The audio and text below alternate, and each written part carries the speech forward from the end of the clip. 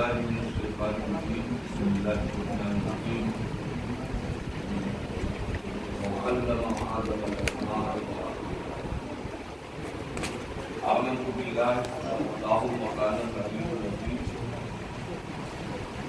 صلى على رسوله النبي الأمي ونحن على ذلك من الشاهدين والشاكرين والحمد لله رب العالمين.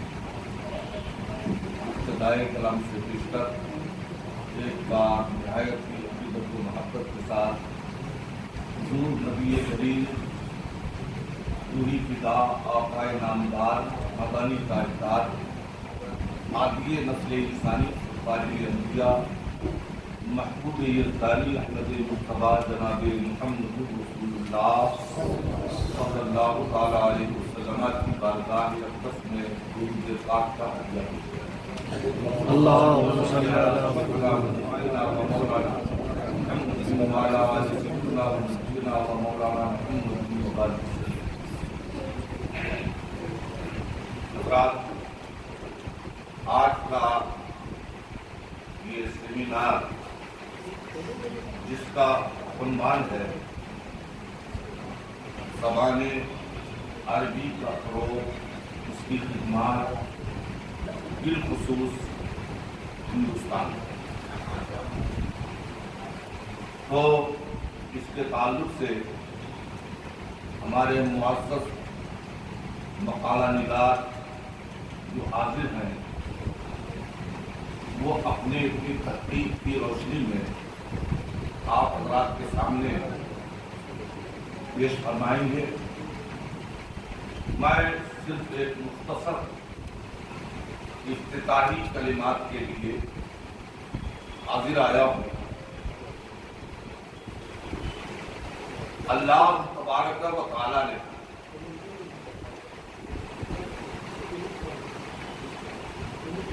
جن جن چیزوں کو پیدا کیا یا بنایا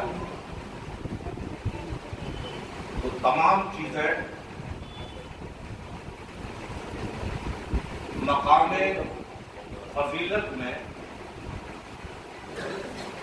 برابر نہیں،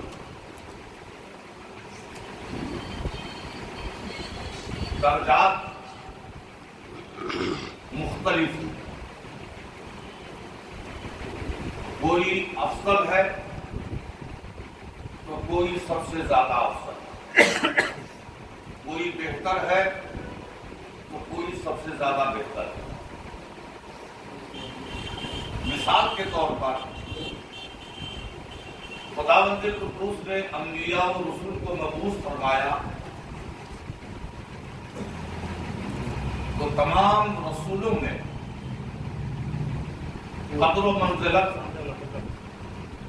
عزت و شرف، بزرگی پروردگار عالم نے ہمارے آقا صلی اللہ تعالی علیہ وسلم کو عطا کی. اسی طرح سے آپ فرشتوں میں دیکھیے، فرشتے سب اللہ کے بنائے ہوئے پیدا کیے ہوئے مخلوق، لیکن تمام فرشتوں میں سب سے افضل حضرت جبرائیل علیہ السلام کو بنایا. اسی طرح سے دنیا میں بلکہ کائنات عالم میں جتنی بھی زبانیں ہیں، یوں تو ہر زبان کے تعلق سے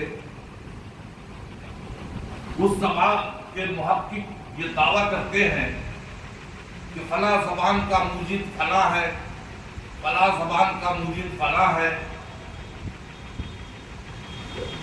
لیکن میں آپ کو بتا دوں کہ کائنات عالم میں جتنی بھی زبان ہے، چاہے وہ عربی ہو، فارسی ہو، اردو ہو، ہندی ہو، گجراتی ہو، مراٹھی ہو، وغیرہ وغیرہ، کوئی بھی زبان ہو، یہ ساری زبان اللہ تبارک و تعالیٰ کی عطا کردہ ہے. اور علماء جانتے ہیں، تفسیر جلالین میں اس بات کا ذکر ہے کہ اللہ تبارک و تعالیٰ نے حضرت آدم علیہ نبینا علیہ السلام کو 13 لاکھ زبان کا ان زبانوں میں سب سے افضل زبان یہ عربی، اور وہ میں اس لیے کہہ رہا ہوں کہ عربی اللہ تبارک و تعالیٰ کی بڑی پیاری زبان ہے، اور پروردگار عالم نے یہ زبان ملک عرب میں ہمارے نبی کریم صلی اللہ تعالی علیہ وسلم کے صدقے میں عطا کی۔ تو جس طرح سے ہمارے نبی تمام نبیوں میں افضل ہیں، اسی طرح ہمارے نبی کی زبان عربی یہ تمام زبانوں میں افضل ہے، اور اللہ تعالیٰ نے قرآن پاک کو نازل کیا تو وہ بھی عربی زبان ہے۔ جنت میں جب ہم آپ داخل ہوں گے تو اہل جنت کی زبان بھی عربی ہی ہوگی۔ ہندوستان میں اور بالخصوص شہر احمد آباد کو یہ اعزاز حاصل ہے، یہاں طلبہ بھی ہے، مدرسین بھی ہے، دانشور بھی ہے۔ میں ان کو یہ بتا دینا چاہتا ہوں کہ حدیث پاک کی سب سے اصح اور افضل کتاب بخاری شریف، یہ حضرت علامہ محمد بن اسماعیل بخاری رحمۃ اللہ تعالی علیہ کی لکھی ہوئی ہے، اور قرآن پاک کے بعد سب سے عظیم کتاب جو ہے، اصح کتاب، وہ بخاری شریف، اور اس کو حضرت محمد بن اسماعیل رضی اللہ تعالی عنہ نے لکھا۔ کتنی احتیاط کی، کتنی پابندیاں کی، وہ ایک تفصیلی موضوع، لیکن میں آپ کو بتا دوں کہ جب یہ صفحہ کرتاس پر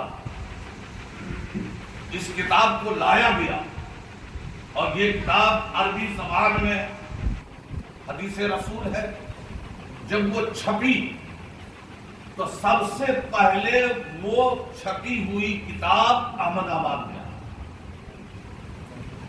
سب سے پہلے بخاری شریف شہر احمد آباد میں آئی، تو اس شہر کو اس اعتبار سے بھی بڑا اعزاز حاصل ہے۔ اور جب اس کی شروحات لکھی گئی، وہ بھی عربی زبان میں، تو اس کی شروحات میں سے بھی جو شرح پہلے لکھی گئی وہ سب سے پہلے احمد آباد ہے۔ تو اس شہر کو بڑا اعزاز حاصل ہے، اور عربی زبان بڑی پیاری زبان، بڑی میٹھی زبان، اور جتنی وسعت عربی زبان میں ہے اتنی وسعت دنیا کی کسی زبان میں نہیں، دنیا کی کسی زبان میں نہیں۔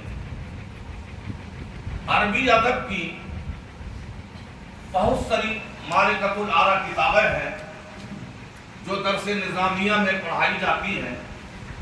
علماء بیٹھے ہوئے ہیں، یہ اچھی طرح جانتے ہیں کہ ایک تلوار، جسے ہم آپ تلوار کہتے ہیں، اس کے لیے عربی زبان میں سینکڑوں جملے استعمال ہوتے ہیں۔ اسی طرح سے اور بھی بہت ساری چیزیں، اور یہ جیسے ایک گھوڑا، اس میں کئی نسل، کئی رنگ، لیکن اس ایک گھوڑا کے لیے عربی زبان میں بے شمار جملے۔ اعلیٰ حضرت فاضل بریلوی رضی اللہ تعالی عنہ وضاحت فرماتے ہوئے فرماتے ہیں کہ جس نسل کا جو گھوڑا ہے، جس کی جو رفتار ہے، اس رفتار کے اعتبار سے اہل عرب نے اس گھوڑے کو یہ کہا، یہ کہا، یہ کہا۔ سبحان اللہ۔ تو عربی زبان میں جتنی وسعت ہے دنیا کی کسی زبان میں اتنی وسعت نہیں۔ ہر زبان کو دوسرے زبان میں ट्रांसफर किया जा सकता है। कोई भी जबान हो, जैसे गुजराती है, आप हिंदी में उसको ट्रांसफर कर सकते हो। गुजराती है, हिंदी में ट्रांसफर कर सकते हो। लेकिन अरबी जबान ऐसी जबान है जो किसी और जबान में ट्रांसफर हो ही नहीं सकती।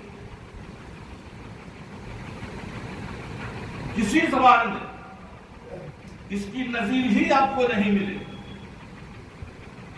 भले ही आज के दौर में लोग कर लेते हैं, हालांकि कलाम पाक को भी दूसरी जबानों में ट्रांसफर कर लेते हैं, लेकिन उलमा के नजदीक फतवा के एतबार से उसका हुक्म कुछ और है। और वो इसीलिए है कि अरबी जबान में जो वसाअत है, जो फसाहत है, जो बलागत है, जो चाशनी है, जो हलावत है, मिठास है, दूसरी किसी जबान में नहीं। और मैं आपको ये भी आखिर में बता दूं कि किसी भी जबान को बोलने के लिए उस जबान के ग्रामर का सीखना जरूरी नहीं है। समझ गया? अरब में बच्चा पैदा हुआ, जब बोलने के काबिल हुआ तो अरबी बोलने लगता। इंग्लैंड में, अमेरिका में बच्चा पैदा हुआ, जब बोलने के काबिल हुआ तो अंग्रेजी बोलने लगता। हालांकि अभी उसने किसी स्कूल में, कॉलेज में तालीम नहीं ली, माँ की गोद में है, लेकिन जो जबान घर की है बच्चा वही जबान इस्तेमाल करता। तो आदमी अगर किसी भी जबान को बोलना चाहे तो जरूरी नहीं है कि उसके लिए वो ग्रामर को जो है पढ़े, बल्कि जबान बोलने के लिए ग्रामर का जानना जरूरी नहीं है। ये और बात है कि तस्हीह कलाम के लिए ग्रामर का सीखना जरूरी है, इससे इनकार नहीं। बहरहाल तो इसी जबान के ताल्लुक से आज का ये सेमिनार है, और इफ्तिताहिया कलिमात के बाद हम दुआ करते हैं कि अल्लाह तबारक व तआला इस ज़बान को हमारे मुल्क में और ज़्यादा तरक्की अता फरमाए, और इस ज़बान की तरक्की, इस ज़बान का फ़रोग़ वाहिद ज़रिया मदारिस इस्लामिया। मदारिस इस्लामिया जितनी तरक्की करेगा, जितना उरूज पर जाएगा, इस ज़बान का उरूज भी उतना ही होगा। अस्सलाम वालेकुम।